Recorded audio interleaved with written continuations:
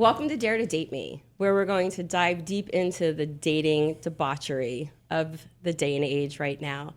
Today we have Maria Lynette joining us today. She is a certified life and dating coach, speaker, connection creator who helps attract highly singles, high quality, commitment-minded partners, and through intentional and emotionally aligned dating. So I want to get into what does that look like. You created the dating alignment method, and we're going to talk about that a little bit today as well. When I asked you to join our show today, I had some specific topics that seem to be the highlight of those that really kind of watch our podcast. And those, we'll start off with the first one, dating with intentions. So welcome to the show, Maria. Thank you. Yeah. So glad to be here. Thank you. You're very welcome. Let's talk about dating with intentions. What does that even mean to some people? It's really just being clear about what you want, right? Like you really first need to know what you want before you can really lead with intention. And intention is really just saying, this is what I want. How does that align with what you're looking for? How do you have that conversation with someone? I mean, everybody's they're swiping left, they're swiping right, they're reaching out to people, right? I mean, most people use dating apps nowadays to meet 90% of the people that they're going out on dates with. It's very, very rare that you walk into a bar anymore and you're like, hey, that guy over there, he's pretty hot. I'm going to walk over and say hi. Most women I know won't do that. And most men don't approach women anymore. So how do you get past that? I mean, the main reason why people aren't approaching each other organically anymore is because they're assuming that you're waiting for someone you've just met online, because that's our method today, right? So it really starts with your online presence, or if you're doing it organically, with your presence that you're bringing in that moment, your confidence, your clarity, the way you carry yourself. It's all an energy. You know, you're leading with your values and your intentions. So if you're doing it online, it's really having a profile that is clean and clear about what it is that you're looking for. Obviously, your pictures reflect that same thing, right? You can't say I'm dating with alignment and I'm seeking a deep connection with someone to build a real relationship, and then you've got pictures that display that that's not really what your life is about, right? So do you suggest, how many pictures do you suggest to have on a profile? About 5. Okay. Yeah, you need to have at least one full body shot. Reality is everybody wants to see what the full thing looks like, right? You know? What am I getting into? Exactly. Men and women. By the way, men and women. And preferably a picture from this era. Yeah, I would say would be great. within the last 3 months, preferably. And if you've been online and you've been doing this thing for a while, you need to update your profile regularly. You know, your pictures need to have clear shots. There's obviously a lot of information online on other podcasts that can teach you how to even make good pictures. My suggestion is just buy a good ring light off Amazon, $15 to $25. You can get one that just sticks on the phone, or a big one that stands, you know. But really having clear pictures that not only illustrate your look, how you look, but also what your lifestyle is like. You know, if you're into reading books, or you're... How much is too much? Talk about lifestyle input. How much is too much? Because sometimes I think when I scan through these apps and I see I'm into this, and this, and I do go here and I do this and I do that. But then you have a conversation with someone, they haven't traveled, and they said that they love to travel, right? What does travel look like to you? Because I know what travel looks like to me. Me, I can go to Hawaii for a weekend, I can go to France for a weekend, I can go wherever for a weekend, and I fulfill that void for my travel. But you may want to go to Ohio for a weekend and go to a football game. Yeah. So how do you really pull that information out to be upfront? Well, you only get so many characters, right, on your dating profile to really go into detail. So just saying that you like to travel is enough just on your initial app. And to be honest, for females, most men aren't reading all the details anyway, right? So the details really come in the conversations that you're going to have once you connect. And when it comes to travel, this is all about your lifestyle preferences, which is absolutely imperative that you discuss, because people in our generation who are have already been married and divorced 1 or 2, maybe 5 times, Or 6. Yeah. or in multiple long-term relationships, we already have a lifestyle that we've developed. You might even, let's just use example for the way you eat, right? You may be in a position where you now are in a healthy eating lifestyle. So you're not going to be in alignment with someone else if healthy eating is not a preference to them. You're going to have a lot of things you're going to have to overcome together to try to figure out how to make that work in a relationship. So, and then I just had a conversation with a lady just the other day. She was talking about how she had dated this man for 6 months, and it was starting to really irritate her as they're sitting there eating healthy. She's trying to eat healthy because that's her lifestyle, and she's watching him, who has diabetes, high blood pressure. She's watching him eat steaks, high sugar foods, all of these things. And although she's making the right choices for herself, she's also thinking in her mind long term, this man isn't taking care of himself to the point that he's going to be able to take care of, be around for a long term, right? So it got to the point where she realized this is a value of mine. So any of your values, if you're not in alignment with your partner, 6 months, a year, 3 years down the road, those things are going to start eating at you because you know that they're making decisions you wouldn't make. Right? So you need to be in alignment with not just your values and your vision for a relationship and your long-term goals, but your lifestyle preferences. How do you want to travel? I have a friend who every time she travels only first class. And it's not because she's bougie and that's the only way she's willing to travel.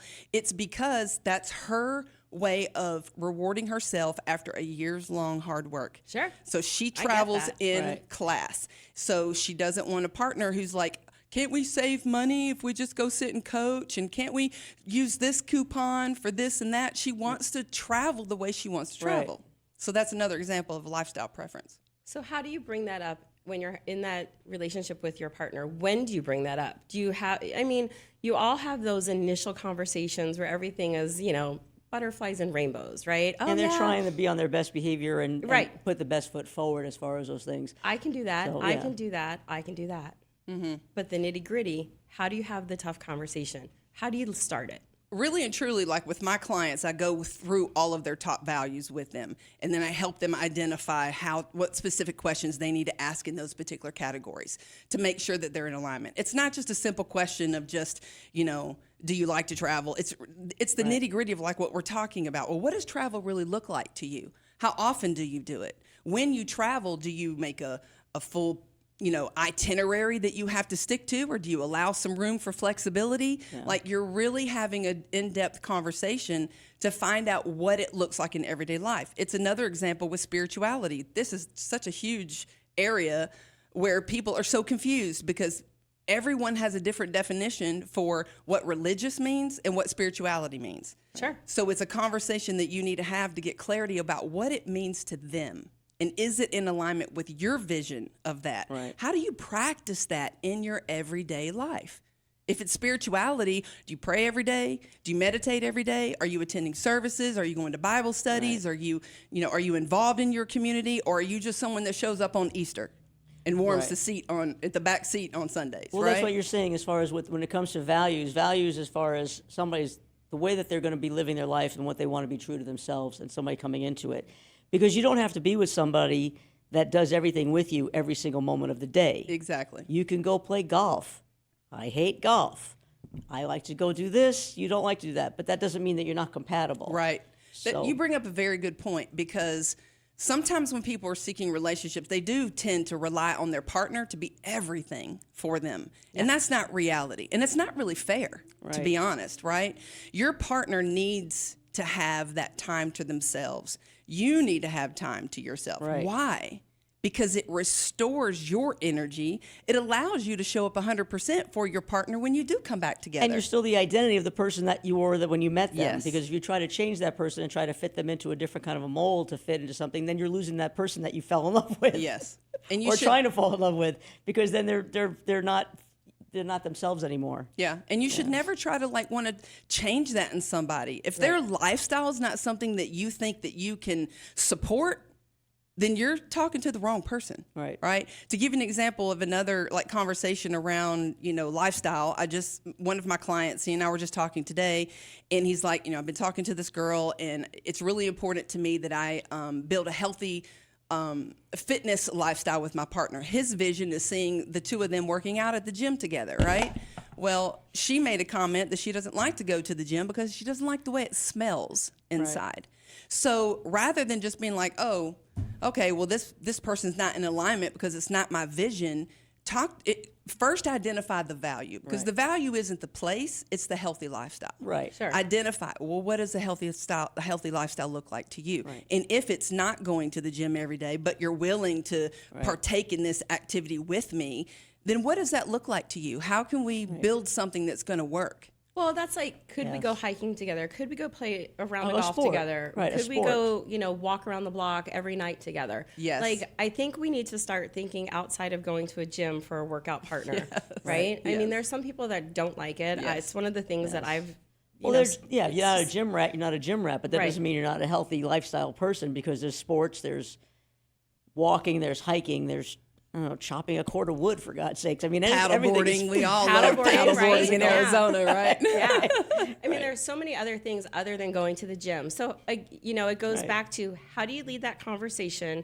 with your partner, Right. with your person, without them being upset, and having them turn and go, well, she doesn't want to go to the gym with me, so this is not my person. It really starts with emotional maturity. First of all, you need to have the emotional maturity to be able to have that conversation in a way that's not dictating or over explaining yourself or trying to force someone, that you're really leaning in with curiosity. So you're stating that this is something that's important to you. You're seeking whether or not, you're seeking collaboration with this partner of how you can come together to make this work, basically. So after the sunshine and roses wears off, we're a couple weeks in, right? And these tougher conversations start happening. When do you bail? If you feel you are not in alignment with this person, and you just feel like, I have so much fun with them, we have a great sexual chemistry, I enjoy going out with them, but for long term, this is not my person. When do you have that conversation? The minute you feel that.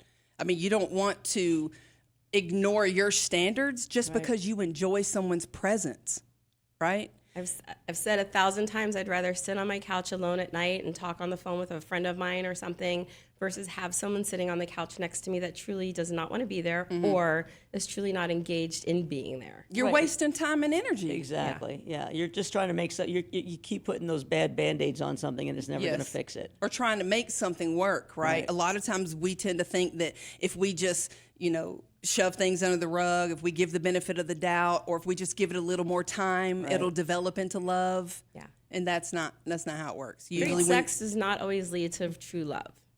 So no. there's that. That's a good thing. There's that. Yeah. All right. So I understand that you have a great offer for our listeners. Yes. Tell me about it. So your listeners, first of all, can reach me either on my website at the Olive Ave, which is short for Avenue, theoliveave.com, or they can reach me on Facebook under Maria Lynette. And if they reach out to me in a private DM and say that they heard this message here on Dare to Date with me, I'm going to offer them a free call to just get clarity as to whether or not what their issue is something I can actually help with. Perfect. And if so, then I'm going to offer them a free 90-minute session. Excellent. I love that. Yeah. So again, if you're wanting to reach out to an amazing dating coach, reach out to Maria Lynette. Right. If you did not capture the information, I'll be more than happy to have it posted on all of my social medias as well, Right. with direct connects to you. Thank you. You're very welcome. Thank you for joining us today. It's been a pleasure. I That's truly great. Thank you appreciate very it. much. My pleasure. Thank you.